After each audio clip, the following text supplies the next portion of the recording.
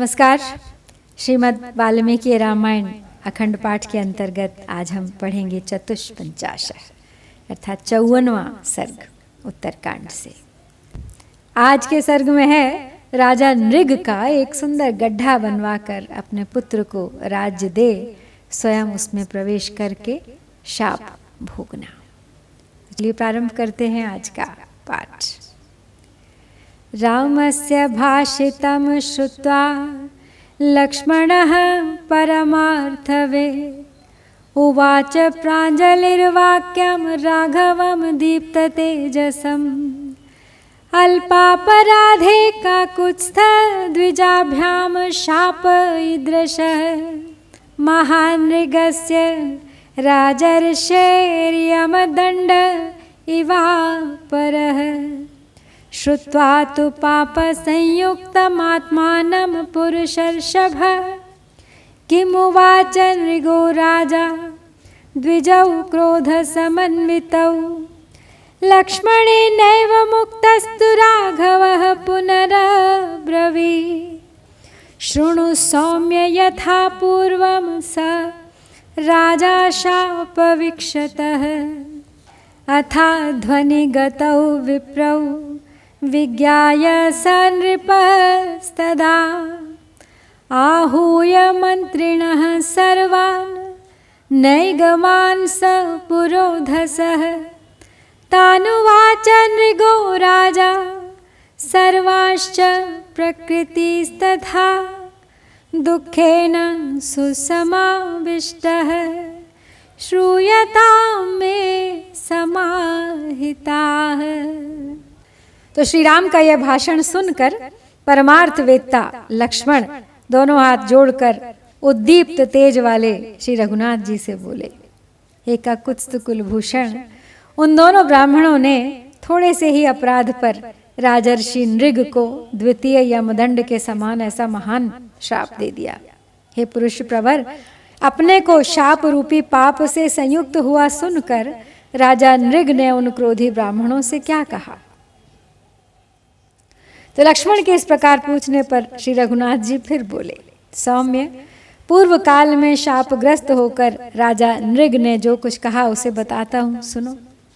जब राजा नृग को यह पता चला कि वे दोनों ब्राह्मण चले गए और कहीं रास्ते में होंगे, तब उन्होंने मंत्रियों को, समस्त पुरवासियों को, पुरोहितों को तथा समस्त प्रकृतियों को भी बुलाकर दुख से पीड़ित होकर कहा, आप लोग सावधान होकर मेरी बात सुने। नारदः पर्वतश्चैव मम दत्त्वा महद्भयं गतौ त्रिभुवनं भद्रौ वायुभूतावनिन्दितौ कुमारोऽयं वसुर्नाम स चेहाद्याभिषिच्यतां शुभ्रं च यत्सुखस्पर्शं क्रियतां शिल्पिभिर्मम यत्राहं संशयिष्यामि शापं ब्राह्मणनिःसृतं वर्षघ्नमेकं शुभ्रं तु हिमघ्नं परं तथा ग्रीष्मघ्नं तु सुखस्पर्शमेकं कुर्वन्तु शिल्पिनः फलवन्तश्च ये वृक्षाः पुष्पवत्यश्च या लताः। तो राजा नृग को जब पता चला कि वो ब्राह्मण कहीं चले गए तो उन्होंने सब पुरवासियों को बुलाया और उनसे कहा कि आप सावधान होकर मेरी बात सुने। तो उन्होंने कहा कि नारद और पर्वत ये दोनों कल्याणकारी और अनिंद्य देवर्षि मेरे पास आए थे। वे दोनों ब्राह्मणों के दिए हुए शाप की बात बताकर मुझे महान भय दे वायु के समान तीव्र गति से ब्रह्मलोक को चले गए। तो ये जो वसु नामक राजकुमार हैं, इन्हें इस राज्य पर अभिषिक्त कर दिया जाए और कारीगर मेरे लिए एक ऐसा गड्ढा तैयार करें जिसका स्पर्श सुखद हो। तो ब्राह्मण के मुख से निकले हुए उस शाप को वहीं रहकर मैं बिताऊंगा।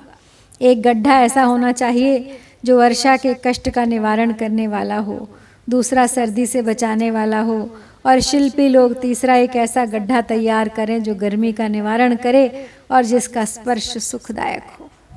विरोप्यन्तां बहुविधाश्छायावन्तश्च गुल्मिनः क्रियतां रमणीयं च शुभ्राणां सर्वतो दिशं सुखमत्र वसिष्यामि यावत् कालस्य पर्ययः पुष्पाणि च सुगन्धीनि क्रियन्तां तेषु नित्यशः परिवार्य यथा मे स्युरध्यर्धं योजनं तथा एवं कृत्वा विधानं सन्निवेश्य वसुं तदा धर्मनित्यः प्रजाः पुत्र क्षत्रधर्मेण पालय प्रत्यक्षं ते तथा शापो द्विजाभ्यां मयि पातितः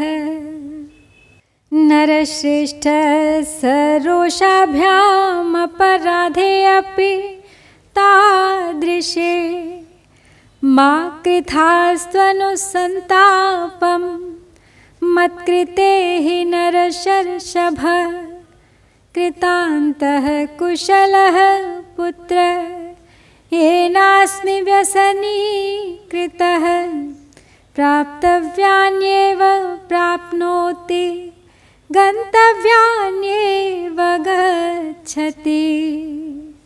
तो राजा नृग अपने लिए गड्ढा खोदने का आदेश दे रहे हैं। उसी के बारे में कुछ निर्देश देते हुए वो आगे कहते हैं कि जो फल देने वाले वृक्ष हैं और फूल देने वाली लताएं हैं उन्हें उन गड्ढों में लगाया जाए। घनी छाया वाले अनेक प्रकार के वृक्षों का वहाँ आरोपण किया जाए। उन गड्ढों के चारों ओर 1.5 योजन यानी 6 कोस की भूमि घेर कर खूब रमणीय बना दी जाए। जब तक शाप का समय बीतेगा तब तक मैं वहीं सुखपूर्वक रहूँगा। उन गड्ढों में प्रतिदिन सुगंधित पुष्प संचित किए जाए। ऐसी व्यवस्था करके राजकुमार वसु को राज सिंहासन पर बिठाकर राजा ने उस समय उनसे कहा, बेटा तुम प्रतिदिन धर्मपरायण रहकर क्षत्रिय धर्म के अनुसार प्रजा का पालन करो। दोनों ब्राह्मणों ने मुझ पर जिस प्रकार शाप द्वारा प्रहार किया है वह तुम्हारी आंखों के सामने है। नरश्रेष्ठ, वैसे थोड़े से अपराध पर भी रुष्ट होकर उन्होंने मुझे शाप दे दिया है। पुरुष प्रवर, तुम मेरे लिए संताप न करो। बेटा, जिसने मुझे व्यसनी बनाया, संकट में डाला है, अपना किया हुआ वह प्राचीन कर्म ही अनुकूल प्रतिकूल फल देने में समर्थ होता है। लब्धव्यान्येव लभते दुःखानि च सुखानि च पूर्वे जात्यन्तरे वत्स मा विषादं कुरुष्वः। एवमुक्त्वा नृपस्तत्र सुतं राजा महायशाः शुभ्रं जगाम सुकृतं वासाय पुरुषर्षभ। एवं प्रविश्येव नृपस्तदानीं शुभ्रं महद्रत्नविभूषितं तं सम्पादयामास तदा महात्मा शापं द्विजाभ्यां हि रुषा विमुक्तम। तो आगे कहते हैं राजा नृग अपने पुत्र से कि हे वत्स, पूर्व जन्म में किए गए कर्मों के अनुसार मनुष्य उन्हीं वस्तुओं को पाता है जिन्हें पाने का वह अधिकारी है, उन्हीं स्थानों पर जाता है जहाँ जाना उसके लिए अनिवार्य है, तथा उन्हीं दुखों और सुखों को उपलब्ध करता है जो उसके लिए नियत हैं। अतः तुम विषाद न करो। नरश्रेष्ठ, अपने पुत्र से ऐसा कहकर महायशस्वी नरपाल राजा नृग ने अपने रहने के लिए सुंदर ढंग से तैयार किए गए गड्ढे में प्रवेश किया। इस तरह उस रत्न विभूषित महान गर्त में प्रवेश करके उस समय महात्मा राजा नृग ने ब्राह्मणों द्वारा रोषपूर्वक दिए गए उस शाप को भोगना आरंभ किया। तो राजा नृग के श्राप की कथा सुना रहे थे श्री राम लक्ष्मण को, जो राजा के कर्तव्य कर्म और उसके धर्म पर दृष्टिपात करती है। तो इस प्रकार यहाँ इसी के साथ हम श्री वाल्मीकि निर्मित आर्ष रामायण आदि काव्य के उत्तर कांड में 54वां सर्ग पूरा करते हैं। इत्यार्षे श्रीमद् रामायणे वाल्मीकिये आदिकाव्ये उत्तरकाण्डे 54 सर्गः। ॐ श्री सीतारामचन्द्राभ्यां नमः।